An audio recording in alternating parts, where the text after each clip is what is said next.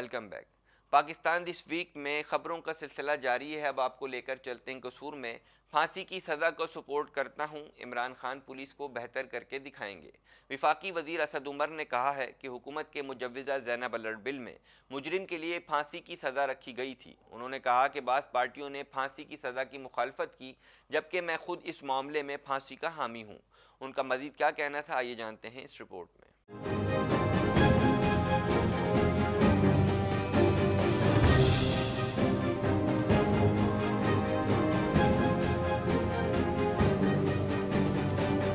वफाकी वजीर असद उमर ने कहा है कि मैं फांसी की सज़ा को सपोर्ट करता हूँ। कसूर में ज़ैनब की दूसरी बरसी के मौके पर मीडिया से गुफ्तगू में असद उमर ने कहा कि हुकूमत के मुजव्विज़ा ज़ैनब अलर्ट बिल में मुजरिम के लिए फांसी की सज़ा रखी गई थी। उन्होंने कहा कि बाज़ पार्टियों ने फांसी की सज़ा की मुखालफत की, जबकि मैं खुद इस मामले में फांसी का हामी हूँ। वफाकी वजीर ने मजीद कहा कि वजीर आला हाउस में नए IG से मुलाकात हुई है। उनकी इब्तिदाई कारकर्दगी पर वजीर आज़म उनसे मुतमईन हैं। उनका कहना था कि खैबर पख्तूनख्वा में एक निज़ाम के अंदर तब्दीली आई है।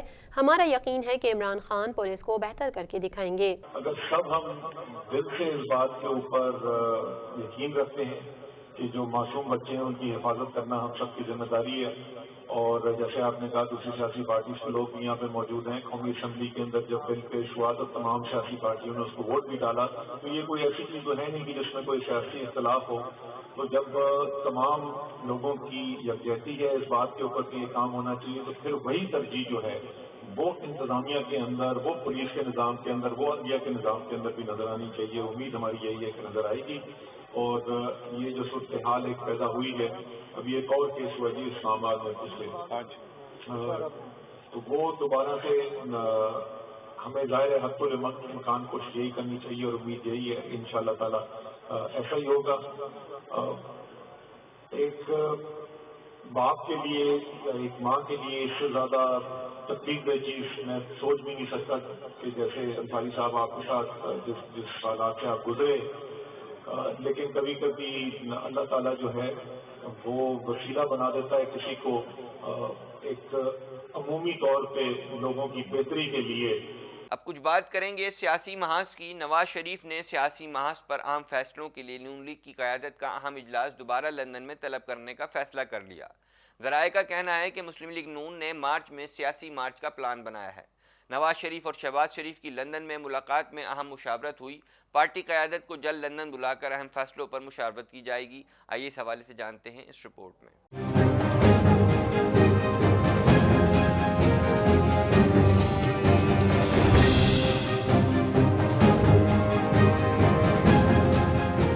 नवाज शरीफ ने सियासी महाज पर अहम फैसलों के लिए नून लीग की क़यादत का इजलास दोबारा लंदन में तलब करने का फैसला किया है। ज़राए का कहना है मुस्लिम लीग नून ने मार्च में सियासी मार्च का प्लान बनाया है। नवाज शरीफ और शहबाज शरीफ की लंदन में मुलाकात में अहम मशावरत हुई। पार्टी क़यादत को जल्द लंदन बुलाकर अहम फैसलों पर मशावरत की जाएगी। मुस्लिम लीग नून के सदर शहबाज शरीफ की गुज़िश्ता दिनों लंदन में पसे पर्दा अहम मुलाकातें हुई हैं, जिसमें सियासी जोड़ तोड़ के हवाले से गुफ्तगू हुई। ज़राए का कहना है PTI के नाराज़ अरकान के भी शहबाज शरीफ से राब्ते हुए हैं। ये राब्ते लंदन में मुश्तरका दोस्तों के जरिए जारी हैं। इसके अलावा क़ाफ लीग के रहनुमाओं से भी जल्द लंदन में अहम मुलाकात की कोशिशें जारी हैं। ज़राए का कहना है कि चौधरी फैमिली की एक शख्सियत जल्द लंदन में नवाज शरीफ की अयादत के लिए जाएगी। नाजरीन, अब कुछ बात कर लेते हैं पीपल्स पार्टी के गढ़ लाड़काना में मुस्तफ़ा कमाल के जलसे की। मुस्तफ़ा कमाल की महाजिर और सिंध कार्ड खेलने वालों को तौबा की दावत। कहते हैं कि कोई सिंध को अलग नहीं कर सकता, सिंध पर कोई बुरी नज़र नहीं डाल सकता, मेरा दुश्मन भी मुझ पर 1 रुपए की चोरी का इल्ज़ाम नहीं लगा सकता। मेरे भाइयों, आप मेरा साथ दो, मैं आपको हुक्मरानी देना चाहता हूँ। आइए इस हवाले से जानते हैं उनका मज़ीद क्या कहना था।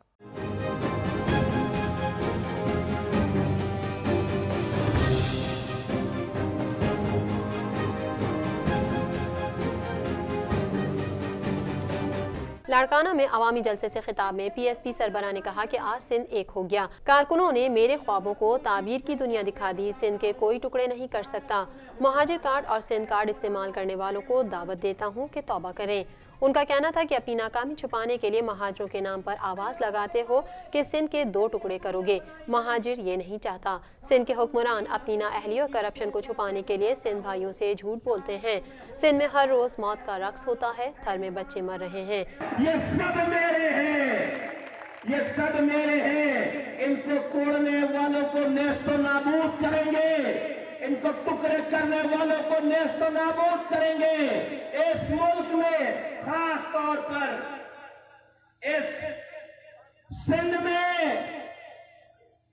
मुहाजिर कार्ड इस्तेमाल करने वालों को और सिंध कार्ड इस्तेमाल करने वालों को मैं एक दफा फिर दावत देता हूं कि तौबा करो, अल्लाह के आगे झुको, तौबा करो, तौबा करो।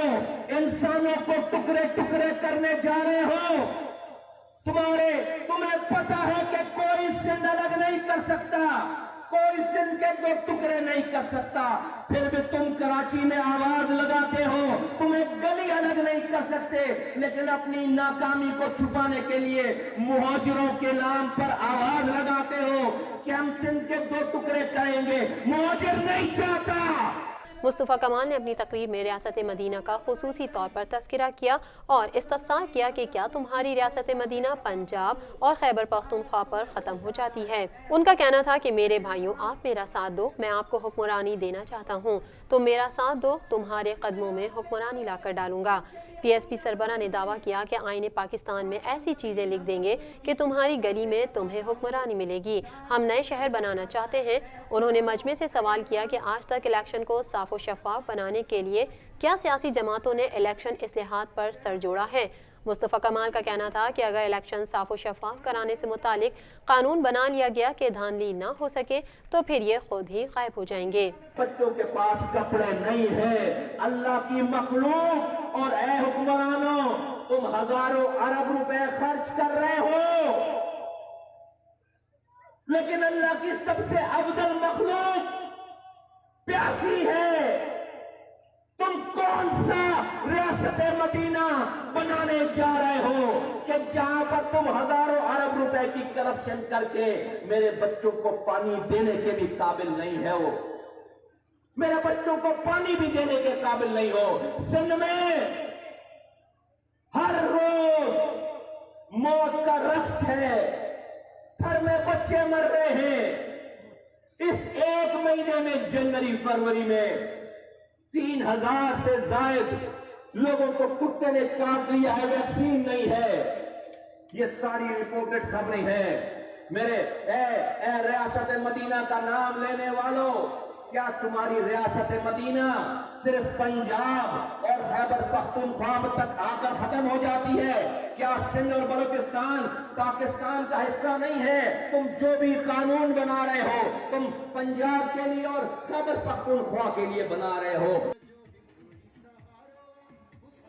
नाजरीन, कुछ बात करेंगे कोरोना वायरस की। चीन में कोरोना वायरस से हलाकतों की तादाद 41 हो गई है। चीन में 1300 से ज़ायद अफराद में इस वायरस की तस्दीक हो गई। कोरोना वायरस दुनिया भर में फैलने का खदशा है। आइए इस हवाले से जानते हैं इस रिपोर्ट में।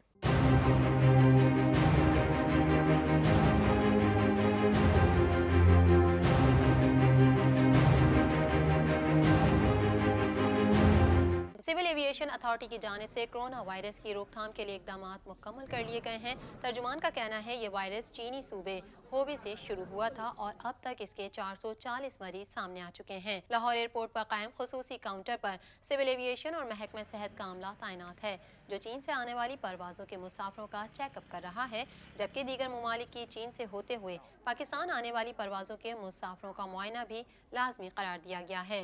वज़ीर आज़म के मामूल खुसूसी बराए सेहत डॉक्टर जफर मिर्जा का कहना है कि कोरोना वायरस के हवाले से किसी किस्म की सनसनी फैलाने की ज़रूरत नहीं। चीन में इस वायरस की तशख़ीस हुई है, पाकिस्तान में वायरस से मुतासिर कोई मरीज सामने नहीं आया। मामूल खुसूसी ने कहा कि एक हफ्ते में 41 परवाजें चीन से लाहौर, कराची, इस्लामाबाद आती हैं। कोरोना वायरस से निपटने के लिए अहम एयरपोर्ट्स पर स्क्रीनिंग सिस्टम लगाया गया है। चीन से आने वाले मुसाफिर बगैर स्क्रीनिंग एयरपोर्ट से बाहर नहीं जा सकते। चीन में वायरस से अब तक कई हलाकतें भी हो चुकी हैं, जबकि इलाज दरियाफ्त न हो सका। वायरस सी फूड और जानवरों से इंसानों में फैला है। चीन में फैलने वाले वायरस से इर्द गिर्द के ममालिक के भी मुतासिर होने का खतरा है। इस वक्त बहुत ज़्यादा तशवीश पाई जा रही है और मीडिया बहुत ज़्यादा रिपोर्ट कर रहा है नोवल कोरोना वायरस की बीमारी जो चाइना से शुरू हुई है और चाइना में ही अभी तक इसके सारे केसेस आए हैं। लेटेस्ट जो हमारे पास इंफॉर्मेशन है तकरीबन 440 केसेस इसके आ चुके हैं और जो चंद दूसरे मुल्कों के अंदर मसलन ताइवान, थाईलैंड, साउथ कोरिया, अगर यहाँ पे जापान में अगर हमें जो कुछ केसेस मिले उनका भी ताल्लुक चाइना से है, क्योंकि इन लोगों ने वहाँ पे ट्रैवल किया है। पाकिस्तान में अभी तक हमें कोई केस नहीं मिला। और ये जो बीमारी है ये सांस या फेफड़ों की इन्फेक्शन इसमें होती है, कोई ख़ास इलामात इसकी नहीं है, आम फेफड़ों और सांस की जो बीमारियाँ हैं उसी तरह ही होती है। अब कुछ बात करेंगे पाकिस्तान भर में अशिया खुर्दोनोश के बहरानों की। आटा और गंदम के बहरान की आड़ में शुगर माफिया ने भी उल्लू सीधा कर लिया। सिंध, बलोचिस्तान और पंजाब में फ़ी किलो चीनी 5 रुपये इजाफे के साथ महंगी कर दी गई। आइए इस हवाले से जानते हैं इस रिपोर्ट में।